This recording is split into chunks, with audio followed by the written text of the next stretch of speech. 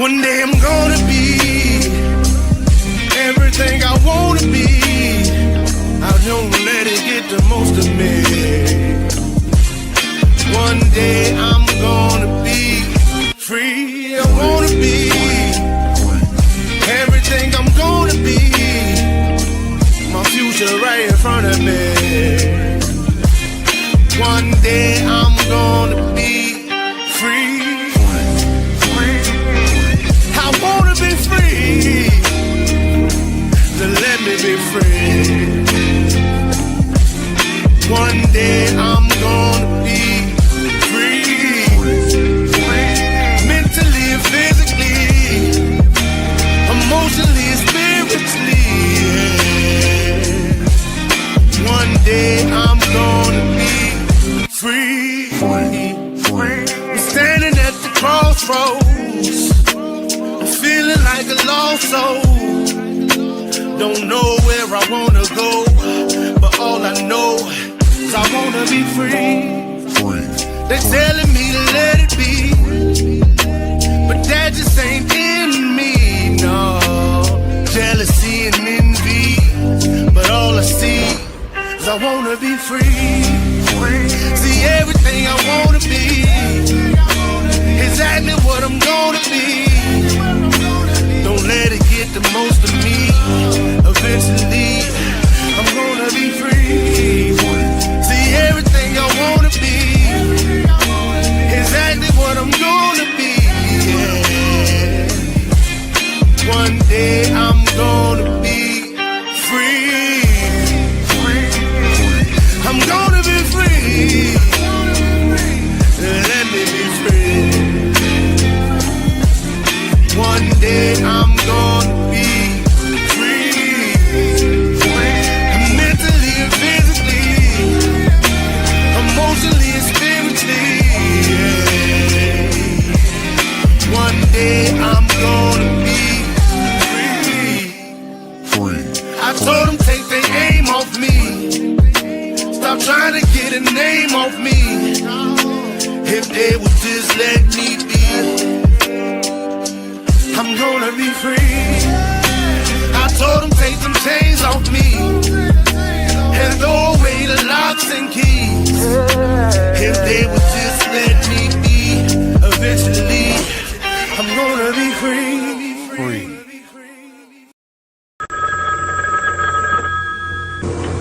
They're back.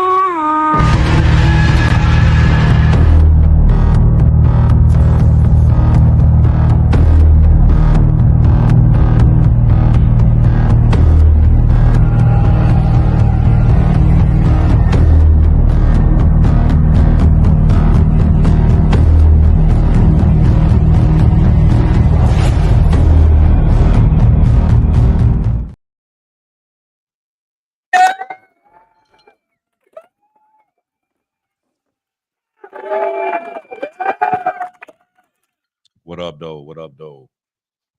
8 days. Yeah, went 8 by, days have passed. and we're back again for another episode of The Dominant Effect. March Bishop, we got Mike Ball and Aaron Olinger. Apologies for yesterday. We had some stuff to come up that I desperately had to take care of yesterday, so we had to push it back today. But we appreciate all you ones that came on today to watch. Like always, it's going to be a pretty interesting show. We're going to put out a lot of information, and I think this one here will have a pretty good amount of conversation dealing with this, because what we're going to talk about today has instant ramifications that can affect everyone. So I'm sure this is going to be a pretty good discussion. But before we dive into that, like always, we always check and see what everybody done for the week. So we'll start with you, Aaron. What's up, brother? How was your week?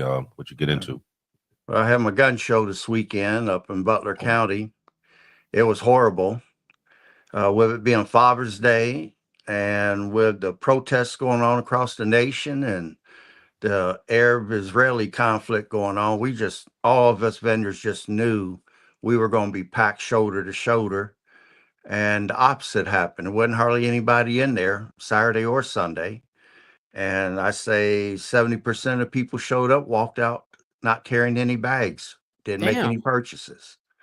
I mean, it was feast or famine this weekend. Luckily, I was able to cover my employee expense, my booth rent, and came out just a little bit over, but majority of people didn't make anything. Yeah, you basically broke even. Yeah, so I was like, I did not see that coming. I would have thought it'd been just the opposite, and it made me really wonder what's on people's minds. Do they feel that what's going on in the world will not touch them? It can't reach them. They're off in their own worlds. I just seemed like people were just out of touch with what was going on. So, but I'll stop there. Damn. Do you think it was more people just being out of touch, or the fact that people more clenching their pockets now? Right. Or they more than did ever? know. Right. I say it would be a combination because here recently I just received a letter from some of my suppliers, and they let me know that the next order I place, there's going to be a price increase on the merchandise. They just didn't tell me how much, and I don't want to go up on my prices, but I'm not going to have any other choice at this time. And if people's pockets are already pressed where they don't have the disposable income to spend, going up on the prices would be the wrong thing to do at this time strategically. So And it seeing wasn't tariffs that did that to you? that's what the excuse is. Now, That's the there's no excuse. tariffs in place. So I'm going to use the excuse called greed is the motivating factor. It's the hidden agenda behind the so-called tariffs that they have to raise the prices on me for. So, but I'll stop there. Yeah, with me, it's been pretty laid back. I had a couple of friends of actually my parents' friends fly out from California, two different families actually. But then they ended up leaving probably like 3-4 days ago now. But nonetheless, even though I was kind of touching on this a little bit with Aaron behind the stage, back scenes right there. But I was telling him, I go, it's interesting because with somebody like me who's constantly involved in the news, constantly involved in especially the warfare that's happening, I like to, even though I know what's happening out there, I like to definitely live like as if I don't. It's kind of funny. I'll have like my friends and family asking me questions, constantly like wanting to, obviously they just want to know. And I'm sitting there like, I don't even want to talk about this, dude. Like I do this every day. I don't want to sit here and chat about it. But yeah, it's trying to live a normalized life as much as possible, right? With friends and family. That's what's up. Well, this week has been had a lot going on this week, actually. Work especially. And Aaron was talking about it was low at the show that he was at, but it's been low here too. So it's been affecting a couple different markets, because I know where I work at, it was dry last week, super dry last week. And one of the things that I had heard was that people are kind of clenching pockets a little bit because they what's going on. There's a lot of insecurity going on. They don't know what's really going on, so they are kind of holding on to them. But so as I told y'all last week, I had my babies was coming here for the summer. That's right. So so I got my son and my daughter. Matter of fact, my daughter, she wants to say hi to my mother, her grandmother. That's awesome. Come here, stand up. Come over here and say hi. Speak right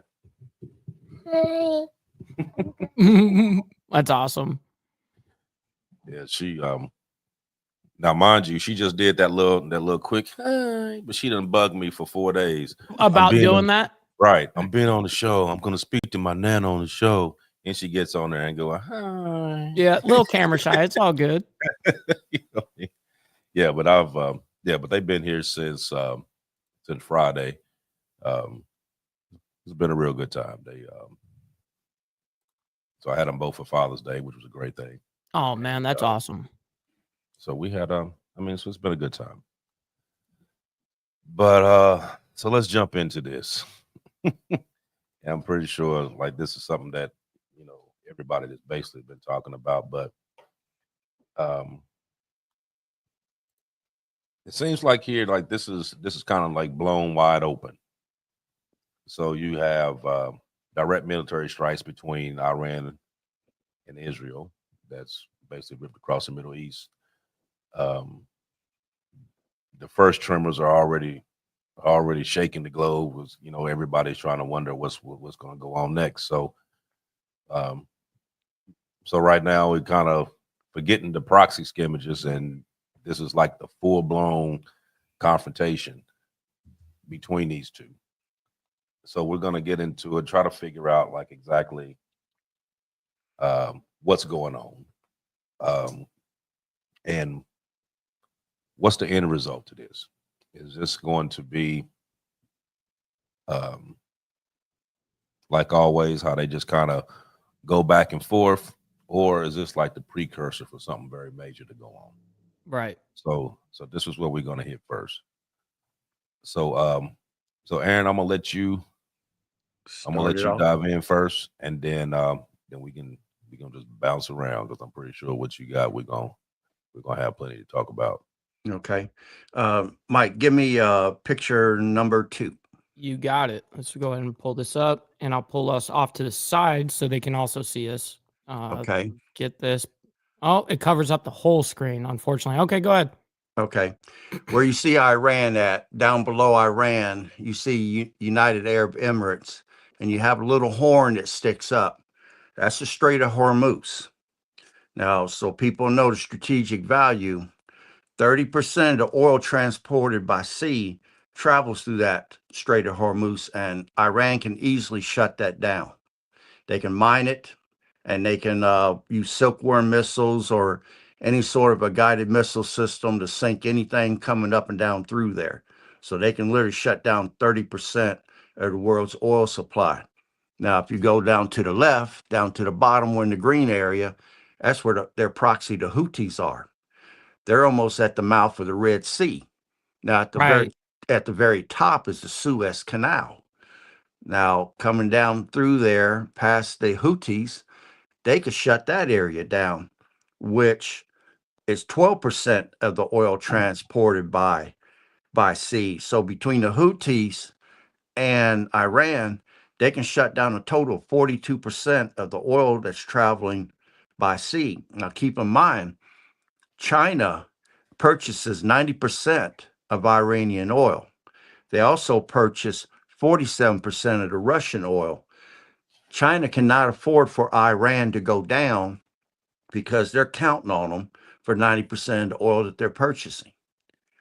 And then Russia cannot let Iran go down because Iran guards the southern approach to Russia through the Caspian Sea. The Caspian Sea is the border that Iran and Russia share together. If Iran goes down and becomes under control of NATO, then Russia will fight a two-front war, and they cannot afford that. They'll be fighting against NATO forces in the east, and then their southern flank would be wide open to fight for NATO forces to come up through the Caspian Sea to their shorelines.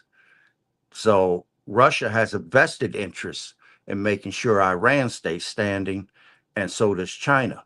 That's the reason why the two of them right now are talking about jumping in and getting involved in this. Now, Mike, give me picture number 1.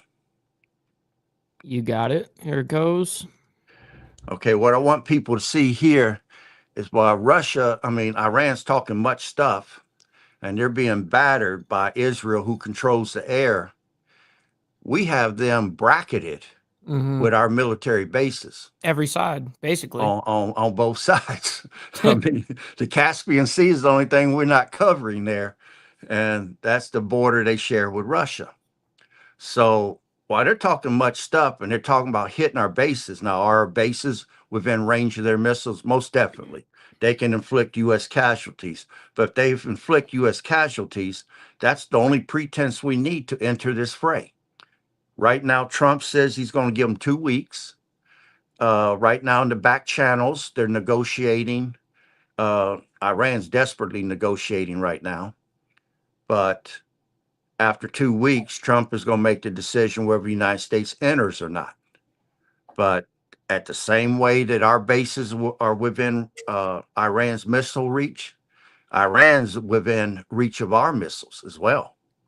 So right now, I think they better reconsider their position, because Israel's battering them from the air, and we can hit them on the left and the right at the same time, and then bring our carrier battle groups in.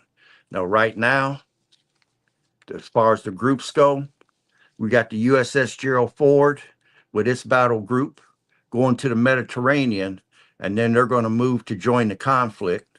The USS Nimitz is stationed in the Middle East right now. In fact, they damn near brought it out of mothballs to put it in the fray. The Queen Elizabeth, which is the flagship of the British, it's coming down through the Suez Canal there by the Red Sea, and their battle group will be entering the fray. And then the USS Carl Vincent, it's stationed in the Red Sea down there by the Houthis with its battle group. So the chess pieces are being moved on the board into place. And then don't forget about that little island that we got a bunch of B-2s stationed on with tanker planes. You talking about Diego Garcia? Yes. So. Uh-oh. I think you got a phone call. That's what happens right there when you're on your phone and you get a phone call on StreamYard. That's what happens right there. Yes, I bumped him off. Mm-hmm. The emergency line. You know, when this first started going on, we started looking at this stuff because, you know, for decades, Iran and Israel have been locked into this secret battle. Right. You got cyber attacks, you had assassination, proxy wars, in places like Syria, Lebanon, Libya. Not Libya, Yemen. Mm-hmm. But like in June, it's like everything took like a whole new chapter, you know, because like I said, you got Israel that's claiming an imminent threat, and they've launched a series of airstrikes. And their targets has been like Iranian nuclear facilities. They done got key military leaders. They've gotten some of their nuclear scientists. Yeah, they got so far 9 of them. Yeah, a lot of these places that's been hit, they've built alongside of civilian complexes. So once these places hit, the civilian complexes is being hit as well. So you picking up casualties on both ends. You know what I mean? So like the people that you actually going after, like, yeah, you getting them, but you also picking up casualties, civilian casualties at that. Mm-hmm. So, you know, Israel has they got a form of air power. They got, you know, F-35s, they got F-16s, they got F-15s.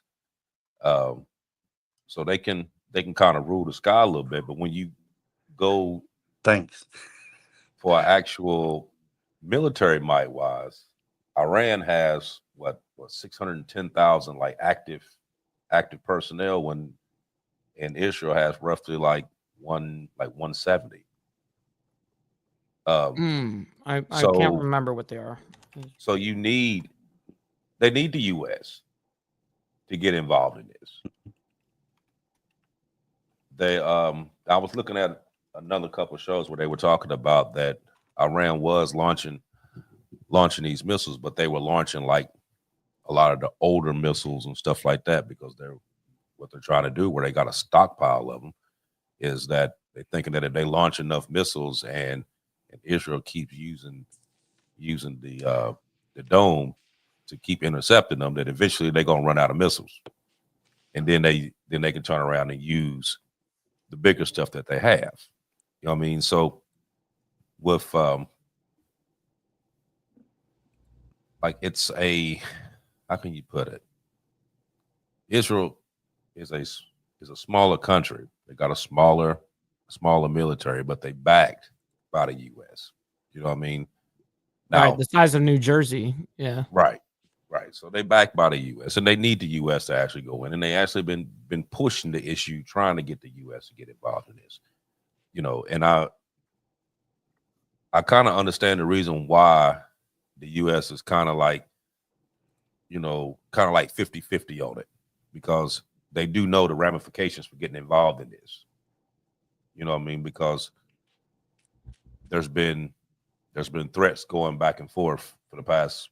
I mean, this has been going back and forth for months now, that they were going to try to hit the bases and all this stuff. Which only thing you're going to do there is you're just going to give them calls for putting boots on the ground. But you also setting up other things along the way, because Russia going to get involved. China's going to get involved. Matter of fact, China has surveillance ships there right now. Mm-hmm. Because they got, like Aaron was saying earlier, they have a vast interest going on over there. They have their A-55s and the A-15As surveillance ships. They have those over there. Because China does have a major oil deal with them. Then you have that what's it called, that Belt Road Initiative. They got that going on over there. And then they ain't trying to eliminate that proxy that they got over, because they're also involved in the BRICS nation as well. Mm-hmm. So China actually has a lot at stake dealing with this, just being on the outside looking in on it. They got a lot invested in this. So of course they're gonna have their heads stuck in here too. So the question I'm gonna ask you too is, let's just say that President Trump decides that he's going to go through with this, and they actually use the Air Force to start dropping them bunker busters and hitting targets.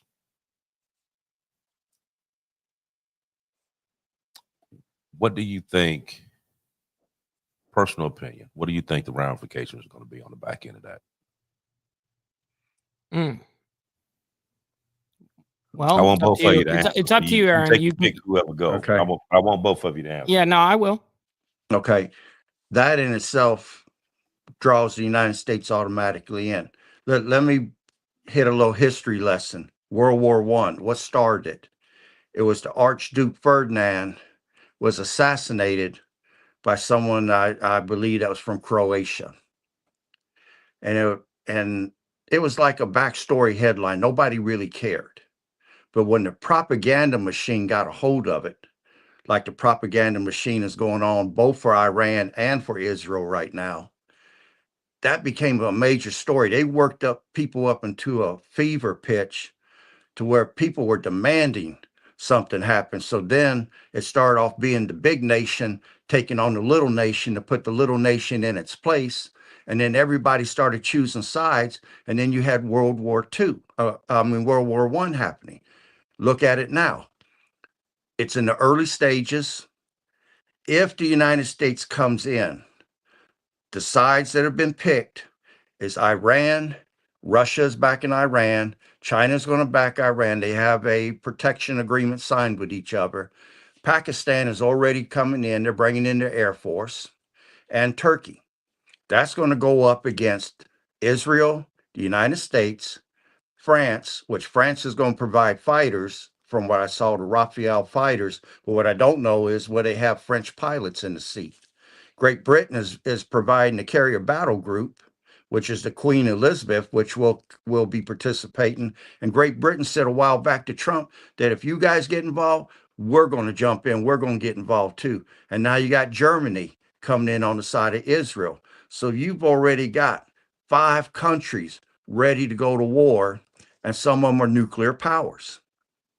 So this is already shaping up to be a potential world catastrophe if they cannot avert this. And right now, I almost think that we're past the tipping point. Even though they're doing back channel negotiations, whatever the Iranians say, can you trust them? Anything the United States says, can you trust us?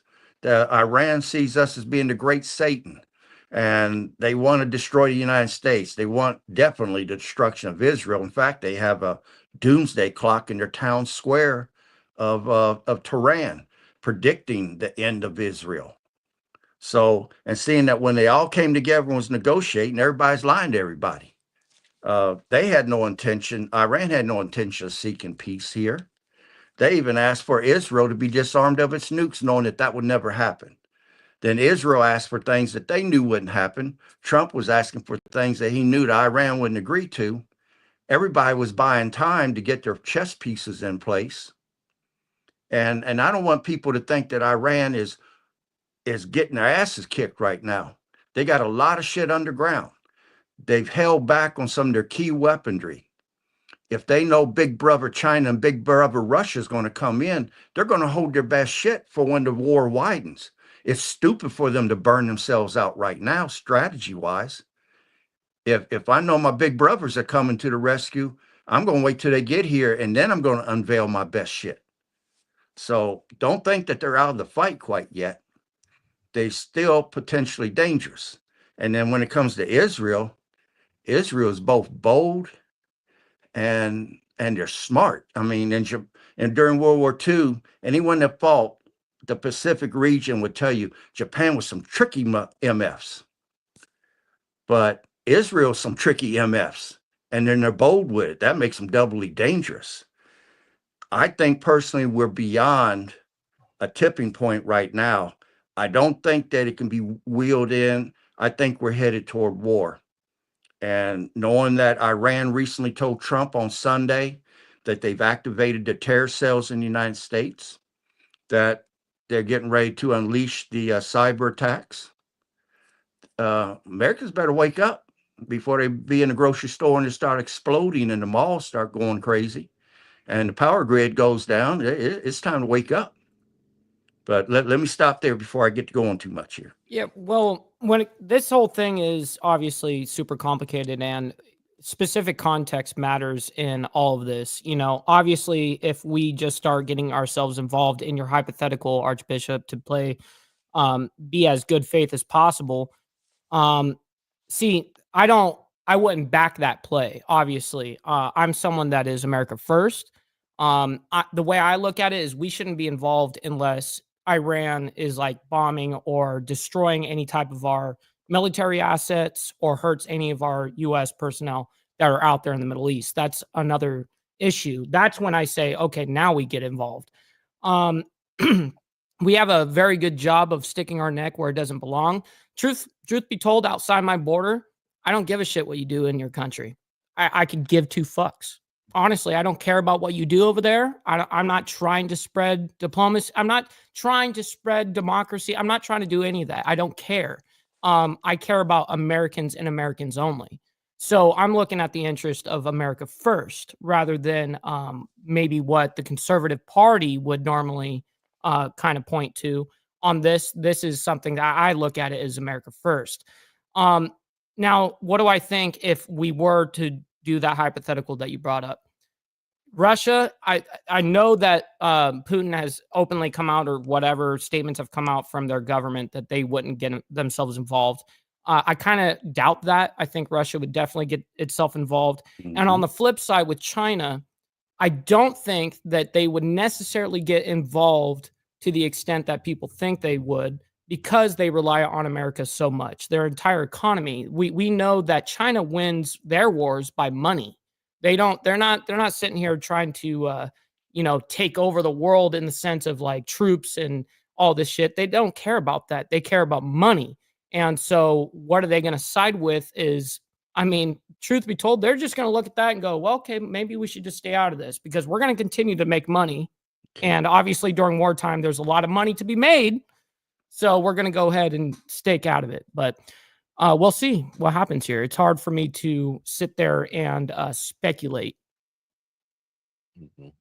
So you think that they should just stay out of it? I think they should stay out of it, and we should stay out of it. We don't need to be doing shit right now. We need to basically not do anything unless they harm any of our people or our assets. Then it's go time. What you got here? Well, let's say that the United States is one of pretense to enter the war. All you have to do is Iran commit atrocities or something very egregious that the United States said we can't have this, so we're entering the war. What is Iran doing? Iran is targeting civilian targets. That in itself is an egregious act. Israel is targeting military targets. Correct.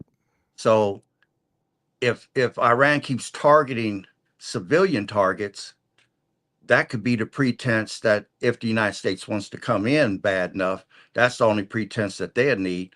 If any American troops dies, that's it. I mean, look at your carriers. Your average carrier has between 4 to 5,000 personnel. It's so big they call them cities at sea. Iran has the Kinzhal missile, which flies at Mach 10. It's air launched, 480-mile range. All they got to do is get a plane up in the air and head toward the water and release it 480 miles out. NATO calls it Dagger because how fast it is and how it hits. If they was to sink one carrier in the Strait of Hormuz or in the Red Sea, that would be the only pretense we need. You'd have 4 to 5,000 American people dead on HD television, and you wouldn't need anything else. But Iran is being slick. They're holding stuff back, and then they're shooting at strictly civilian targets. Hell, they hit a hospital yesterday, or which would have been early this morning. And then they said, oops, my bad. I'm sorry. I wasn't aiming at it. I was like, oh, give me a break. But you keep shooting civilian targets, killing women and children, you're going to enrage the United States. That's the only pretense that we would need to come in. As soon as we come in, France and Great Britain is coming right behind us, and then Germany's coming. And I agree with Mike. China does count. China does have a long game that involves money to try to conquer things, but they didn't build the largest navy and largest military in the world just to have it sit on its hands either. True. The negative thing with China is they have no modern combat experience, and they need that right now.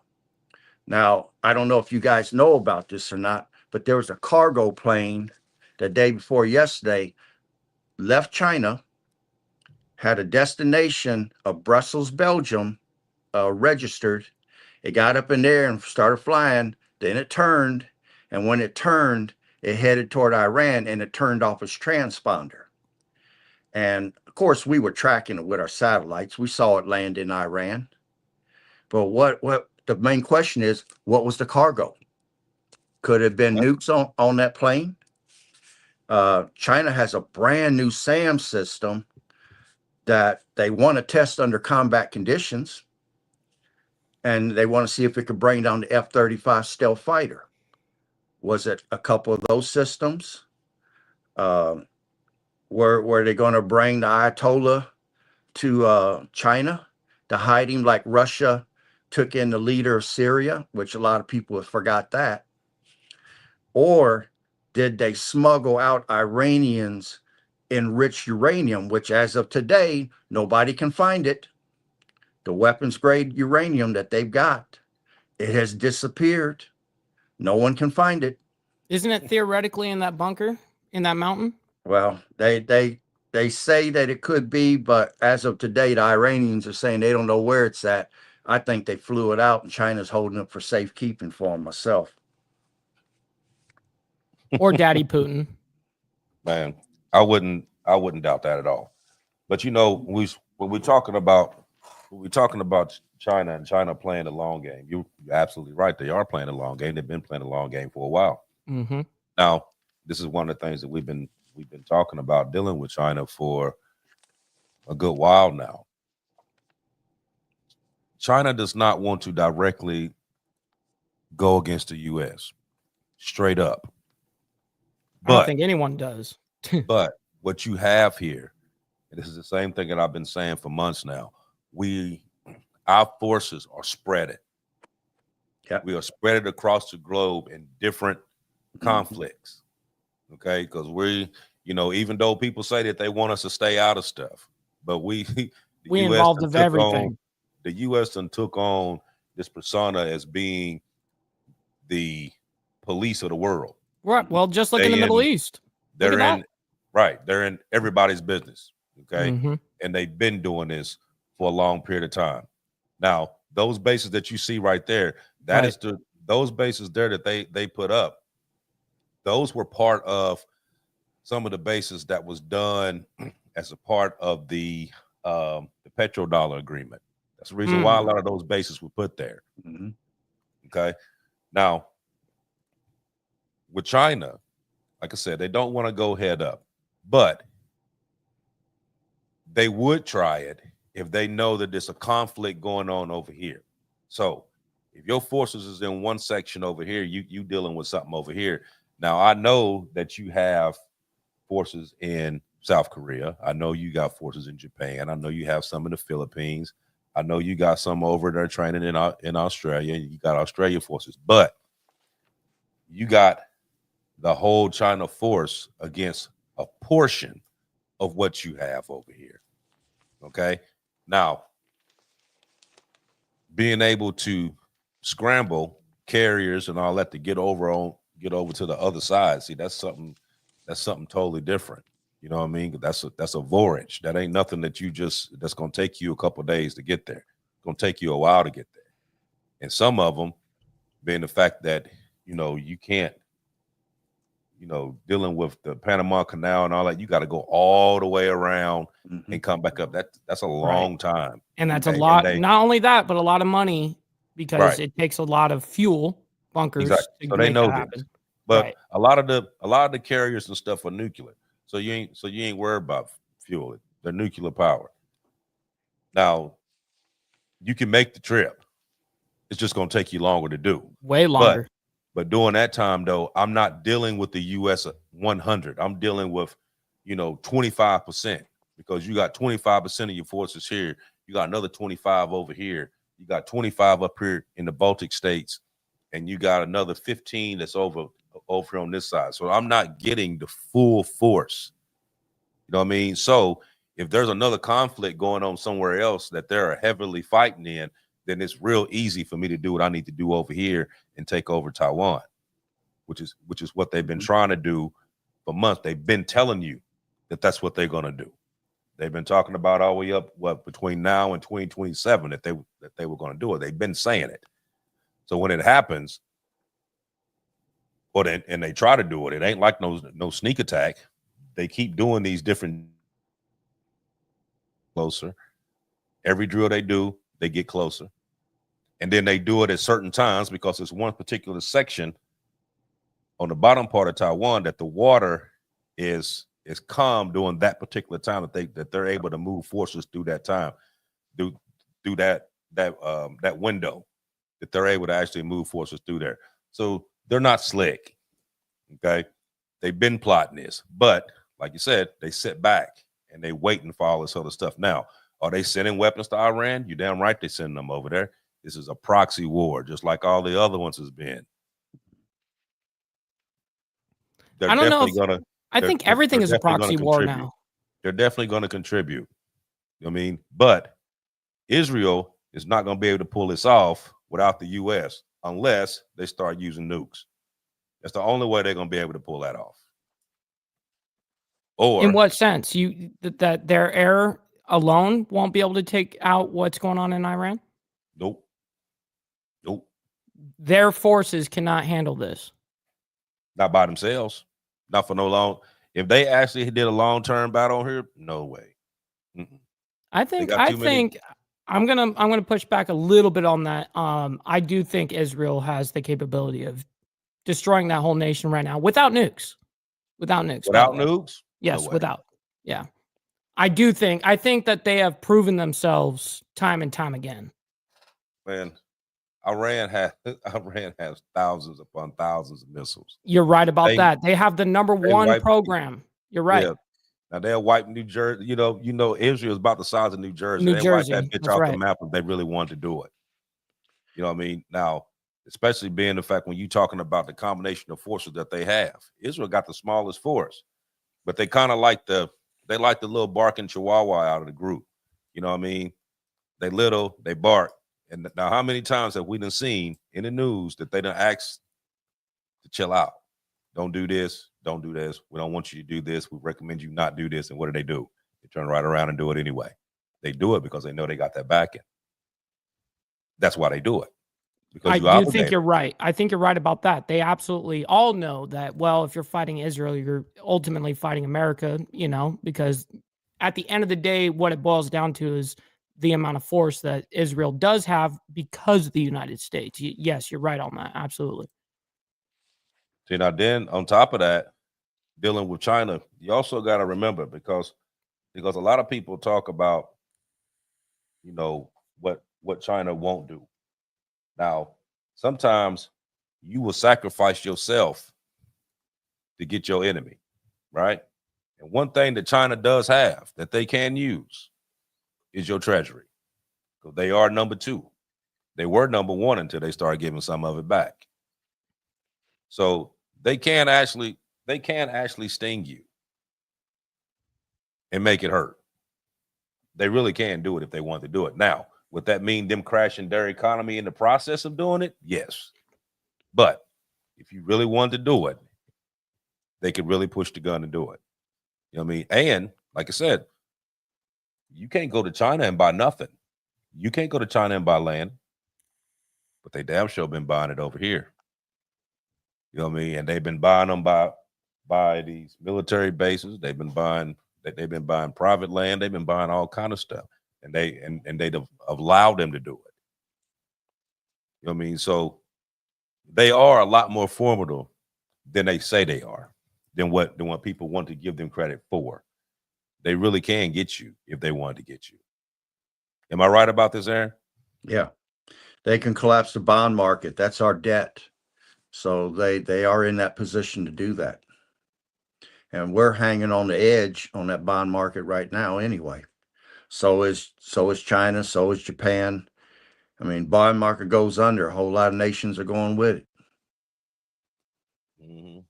But Japan I'd like just to hanging on by a thread. Go ahead, Aaron. I'd like to add something here. And it's the reason why I feel that we're going to war is because Russia and China just announced in the past few days, they told their citizens that are located in both Israel and Iran to get the hell out of there. They told all of them, come home or do whatever you got to do, but get out of Israel and get out of Iran. And that's quite a number of people that's going to have to pick up and move. Now, if Russia and China didn't know something was coming, why would they do that? Trump met with Pakistan leadership or representatives of Pakistan to get an understanding when Pakistan said they're getting ready to jump in and come in with their Air Force and their nuclear power, and they're going to help Iran. Trump wants to know what's your intent here? How much support are you talking about throwing away? Are you actually thinking about using a nuke? So he met with them either yesterday or early this morning. The U.S. right now is closing down embassies all throughout the Middle East. And I think they're even closing down the one in Israel. And everybody's jumping on planes trying to get the hell out. And then, like I said, UK clearly said if the U.S. enters, they will too. So something's getting ready to go down, folks. And people better be prepared to live a minimalist lifestyle as much as possible because things are going to get real pricey. But I'm stop there. And then you have Turkey that's also sided with Iran as well. Yep, that's true. I forgot to mention that. Right. Now, yeah, they love playing both sides of the fence. They're pros. Mm-hmm. Right. They are pros. And being the fact that they are consequently NATO members. You know what I mean? So they are. That's something there too. Mm-hmm. So how does that really go for real? You know what I mean? I know. You got one of your people that's in the group with you, but you're gonna turn around and side with them. So I'm gonna have to fight you. You know what I mean? But you still in NATO though. So why you not just be like, oh, you know what? I'm out of NATO because I mean I ain't dealing with y'all no more. I'm gonna be on this side over here. Join on UN. but you playing both sides. Yes. You know what I mean?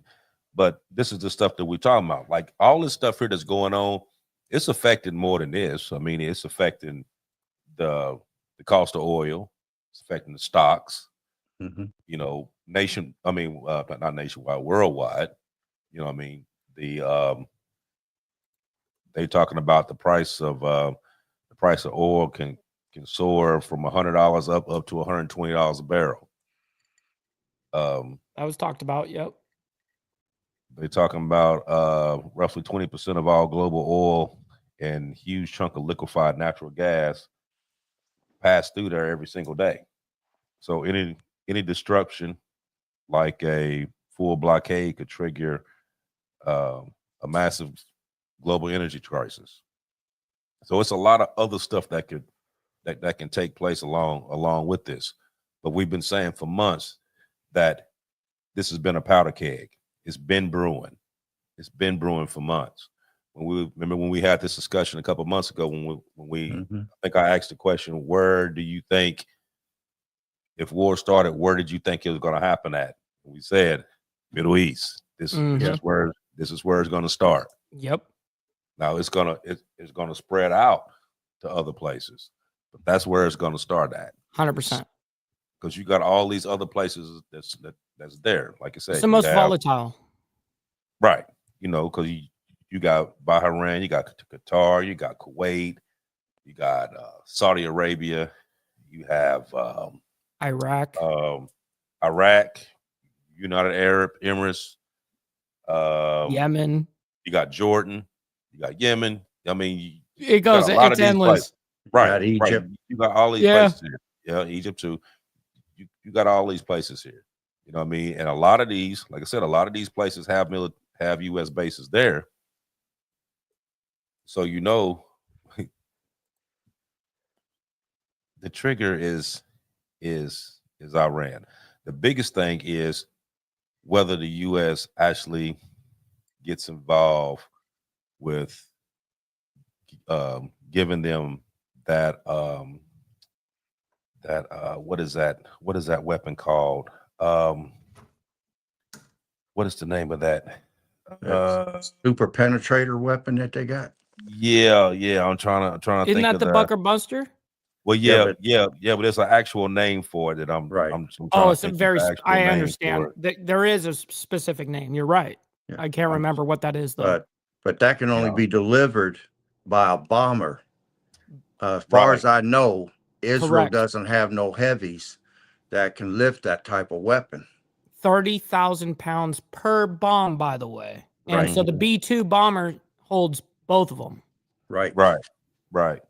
And And then I want to go ahead. You also know that they that one plane that they called the Doomsday plane. You ever heard of that? Yeah. That's that E-4B Night Watch. That plane they noticed on was it yesterday?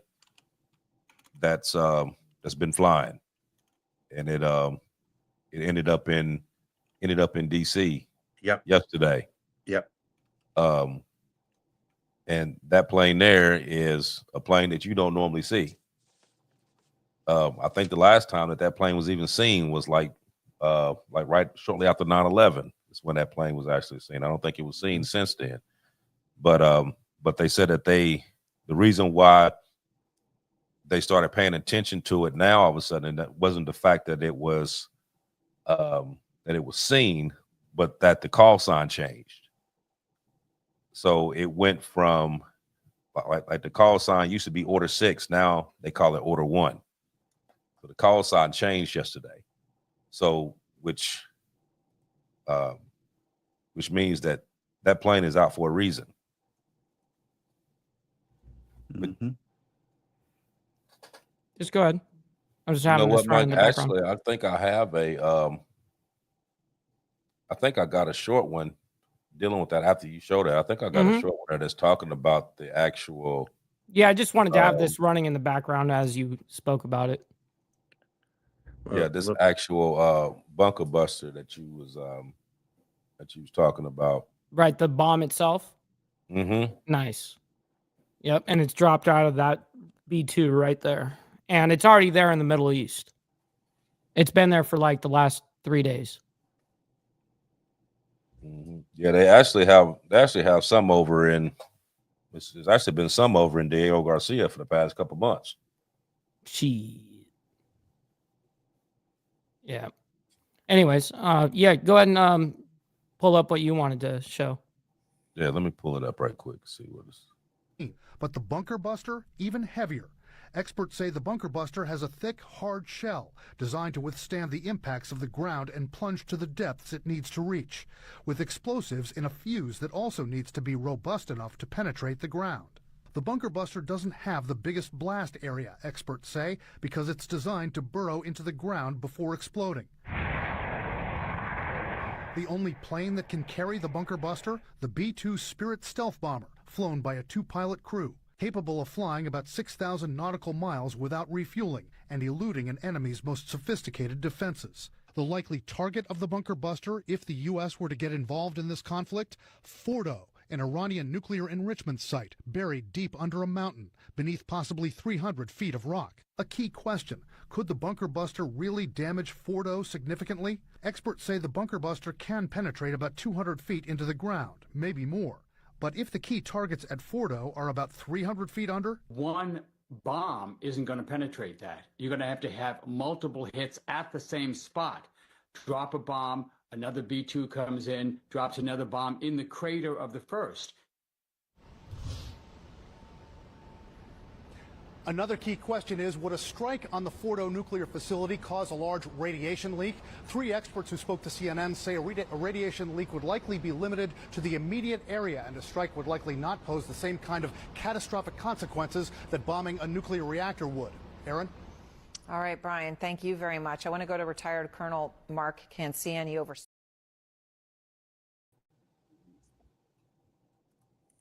Yeah, that's a big that's a big bomb. That's a big bomb. Especially being the fact you got to use two of them suckers just to get down to it. What do you say? 300 feet of rock?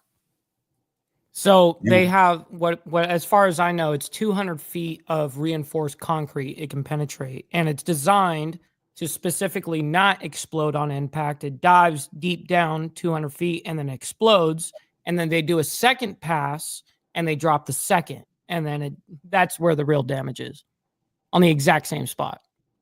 Yeah, that's a lot. And then this 30,000 pounds, man. Right. And we're getting charged for $50, our $50 luggage, our 50-pound luggage. We're getting charged, $100 each bag. What a scam.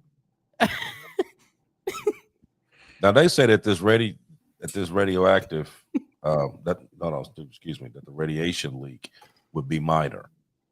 Now, I'm wondering, are they saying that because of the fact that, like you said, once it blows, it kind of caves in on itself, which would keep the radiation from coming out so much? Is that the reason why they're saying that? I mean, because you would think if you hitting something like that and you got it buried down that deep, I'm pretty sure you don't know everything that's down there. What do you think, Aaron? Well, I would agree with you. They have no idea what's all inside that mountain that they got there. And it's their stronghold, or they wouldn't be putting their most valuable stuff there. But man, if they can get something in there and set it off, that whole side of that mountain's going to probably come down and bury whoever's in there. I hope they got plenty of escape hatches to get up out of there, because otherwise they're going to be all buried alive, and I doubt they'll get them out of there before the air runs out. Oh, no. There was a report that I seen earlier today. There's a reporter by the name of Seymour Hesh. He's a Pulitzer Prize winning journalist or whatever, and he was on a show this morning, and I'm gonna read to you what he said. He said it was reported what was most likely to happen in Iran as early as this weekend, according to Israeli insiders and American officials. that he's relied upon for decades, it will entail heavy American bombing. I vetted this report to a longtime U.S. official in Washington who told me that all will be, quote, quote, under control if the supreme leader, Ali Khamenei, departs. Well, no, I don't know what he meant by departs. But how does that happen? So my question would be like, okay, so what exactly are you talking about if he departs? Does that mean that you're trying to get rid of him? Is that what this is? And then he also says that there's been a great deal of talk about American firepower and targets inside of Iran, but how can you remove a revered religious leader with a enormous following? So to me, that sounds like a regime change. Oh, it definitely is. But my question is like, okay, so what would be the purpose of a regime change? Now I know you remember back, was it about less than a year ago when the president was killed in the helicopter crash. I'm trying to figure out like what's the point in the regime change now all of a sudden, because I've seen something else earlier where it went from Israel bombing, and then you had the U.S. that was doing the talks, which they said now that they don't want to do the talks now. And then I seen another thing on here earlier where Trump was asking for total surrender by Iran. Why? What are you totally surrendering? I mean, like, because it kind of seems to me now like there's more to this than what's coming out. You know what I mean? Yeah, the spread of democracy, right? Because we're doing a lot more involved in this now, where it was like, okay, you got Israel and Iran going back and forth, and then now you got Trump talking about that he wants complete surrender by Iran. What do you want surrender for? You ain't even supposed to be involved in this. Remember, it's supposed to be them. You supposed to be staying out of this. So why do you want to surrender? So that means that it's more to this. And why do you want this regime change all of a sudden? You know what I mean? It's something else brewing here that, I mean, of course, we don't know about it. And I mean, I'm pretty sure that we probably never will find out until later on as to what exactly the real thing is. But there's something else brewing here. It's not just what they putting out here. It's a lot more going on here. You know, just like how we, you know, the whole thing when we was talking about the quote, quote, weapons of mass destruction that never turned up. You know what I mean? This is a catalyst for something else. Something else is brewing here. Because it's just not, once I seen that today and I'm like, hold on, that don't even make sense. How you go from having nuclear talks to like now you want a complete and utter surrender for what? That ain't making sense. And why is it that we want it? No, it's always failed. You know what I mean? Like we need to not stay out of it. We need to stay out of that. If we're gonna be at all involved, it needs to be because there's a threat against us. That's it. That'll always be my stance. Well, there is a threat. Iran calls us the modern day Satan. They want the United States destroyed. And they definitely want the destruction of Israel. They pledged that. Well, what's So the point that's of a our clear what's the point and of being an present ally? danger. If they get nukes and they get the ability to, and they just came out with the fact that they've got a 2-stage missile that they just invented. Mhm. And right now we don't know its range, but it's their first intercontinental ballistic missile. And we just don't know the range, and it's big enough to carry a nuclear payload. So that represents a clear and present danger.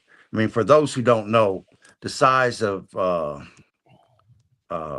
Iran, it's 4 times the size of Texas.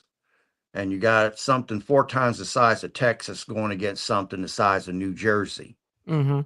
I massive population difference, a lot of mountains. You got to cross through Syria, Jordan, and parts of Iraq to even get to them. And that's a lot of territory that's controlled by Hezbollah, Islamic Jihad, and everybody else that can harass your supply lines and harass your troops with missiles and God knows whatever Aaron, stuff. I agree with your Okay. stance. I agree that they are a threat in that regard. But what's the point Okay. of us having an ally that Well, can't handle it for us? That's what they're doing, right? They're right. doing the dirty work, right? They're doing all the heavy lifting. Right. So I And agree with that, right? no, But the United States doesn't need to. I'm not countering you. I was saying I was trying to come to a point where what I was going to say. Well, what Bishop asked the question, why are we doing this? Israel is attacking military targets. They have taken out damn near all the nuclear scientists. They're dead. They're pushing up daisies. So they can't redo that. They're destroying. I saw a picture today of a nuclear reactor they hit overnight, and they punched a hole right through the roof, and it vented out a bunch of steam into the air that went up into the air. And again, if there was any radiation, it was going to be just limited to the local area. And then I saw all these different military generals and majors and colonels and whatever that has been totally eliminated with minimal casualties to the civilian population. I mean, I don't know if somebody smuggled a transponder on them, giving up their position, because it's amazing that guys up in a plane can know exactly where you're standing at to be able to drop stuff in on you like that, unless you're transmitting something and don't realize it. Israel's intelligence is excellent for that type of stuff and putting transmitters on people.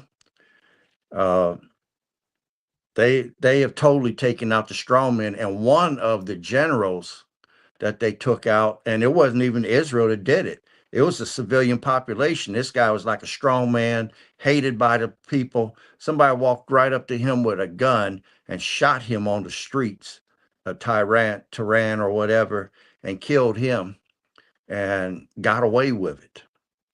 So some of the people want that religious zealot type mentality. They want it over with. They're more progressive. The women, if they show their hair, they can be shot.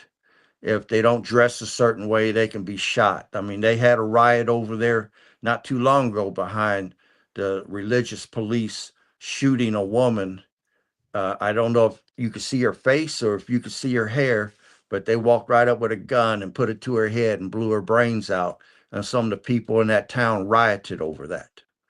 Some of those people are tired of that brutality. And as far as the other Arab nations, Saudi Arabia, Qatar, different ones like that, to them, Iran is the bully of the neighborhood. So they're sitting back watching this and they're glad that it's happening. But what what Saudi Arabia don't realize, Saudi Arabia's total strategic value is their location and how they've been buying U.S. debt. If we take Iran and put NATO troops in Iran, Saudi Arabia is going to lose their strategic value. And since they joined BRICS and been playing both sides against the middle, they actions will have consequences. That's all I got to say. For every action, there's a reaction. Oh, most definitely. Most definitely. You know what? Let me ask this one last question before we go off of here. I'm gonna ask this to you, Aaron.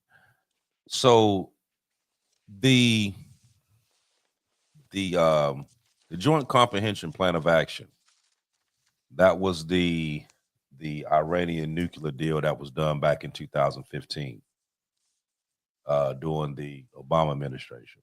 Right. Yeah. Okay. And then it was taken out during the first Trump administration. It was taken out. Now, this is the question.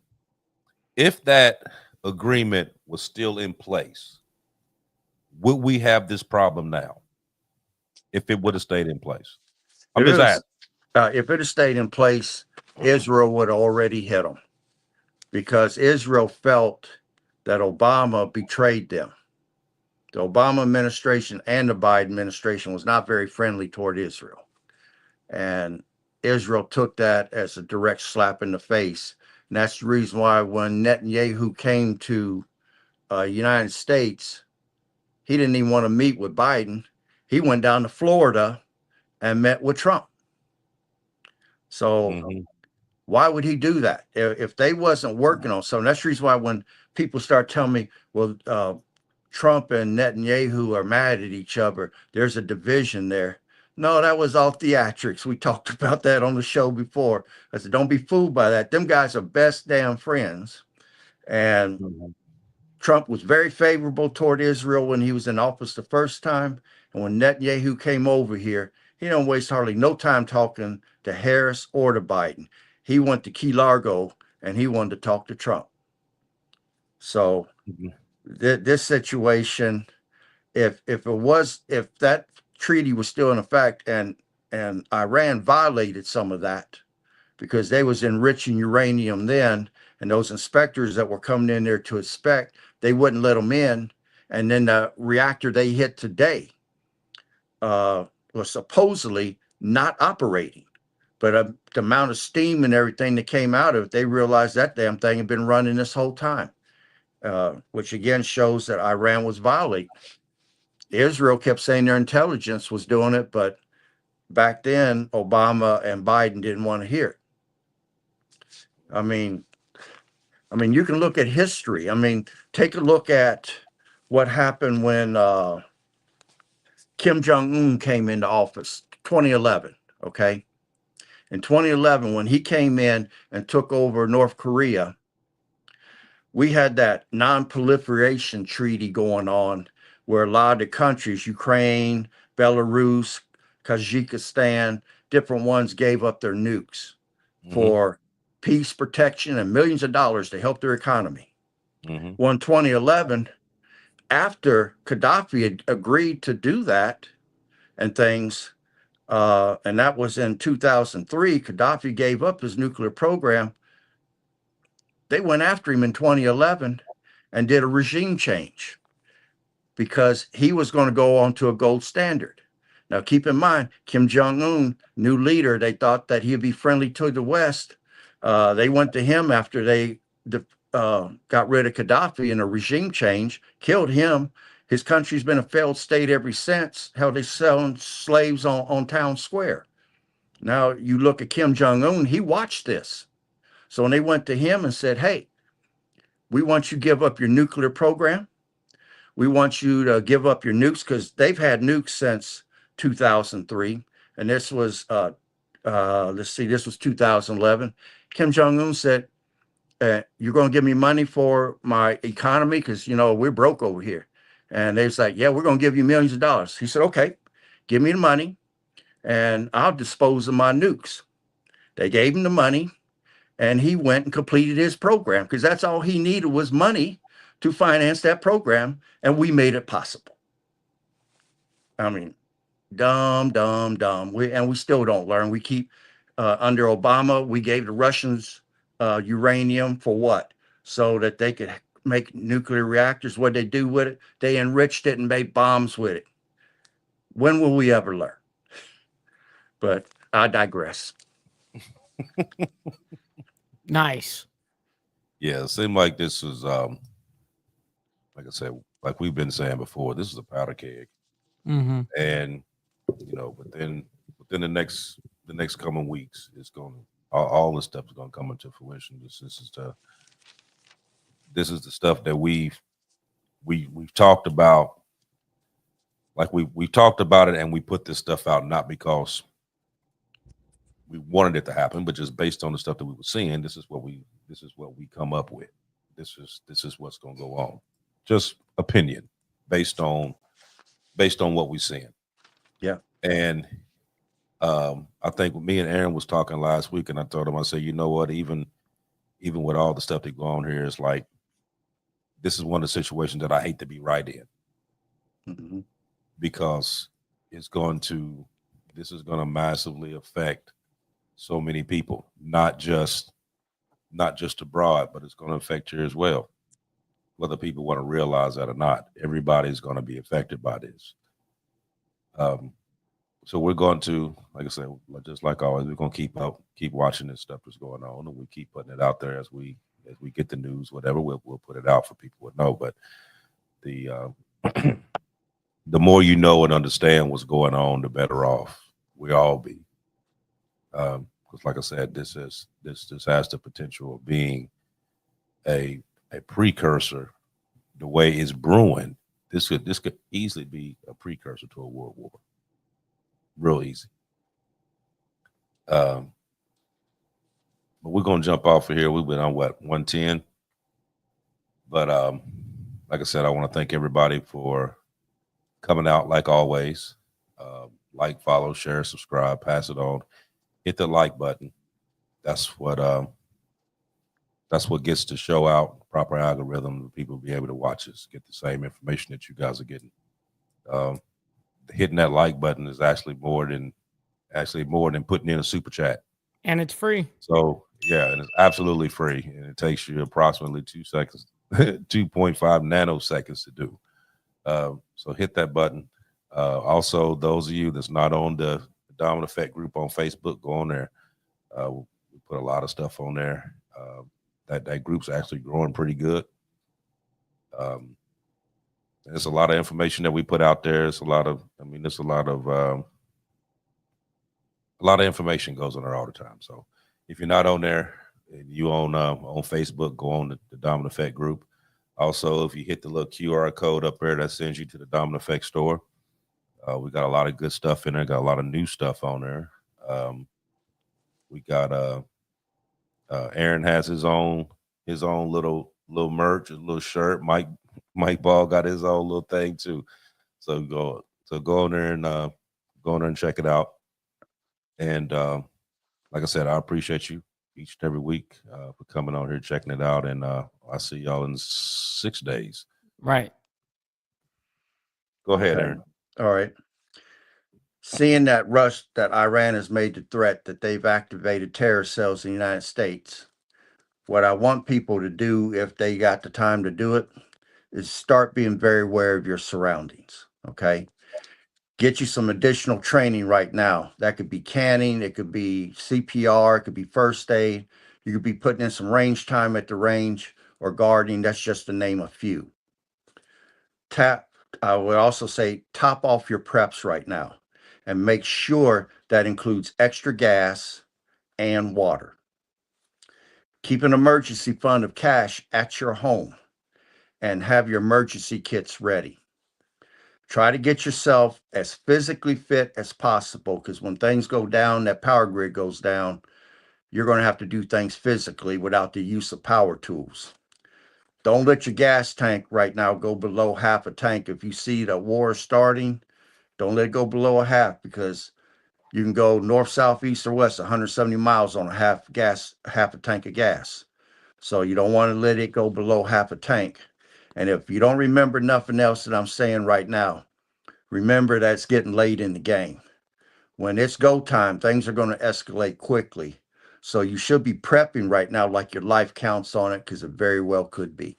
And I'm going to stop there. That was well said, Aaron. Thank you. Listen, everybody, much love, honor, and respect to everybody. Thank you all for hanging out with us. We can't do this show without you guys, so we're very appreciative over here. Make sure you guys hit the like button on both sides, whether you're on Archbishop's side or my side. Make sure you guys hit them like buttons. Get them likes up. I very much appreciate that. And listen, if you guys are on my side, we're going to be raiding our friend Sarah the Raging Tomato. So make sure you guys let her know that we're coming in with a raid. And until then, everybody, we'll see everyone on my side tomorrow morning. So much love, honor, respect. We'll see you guys.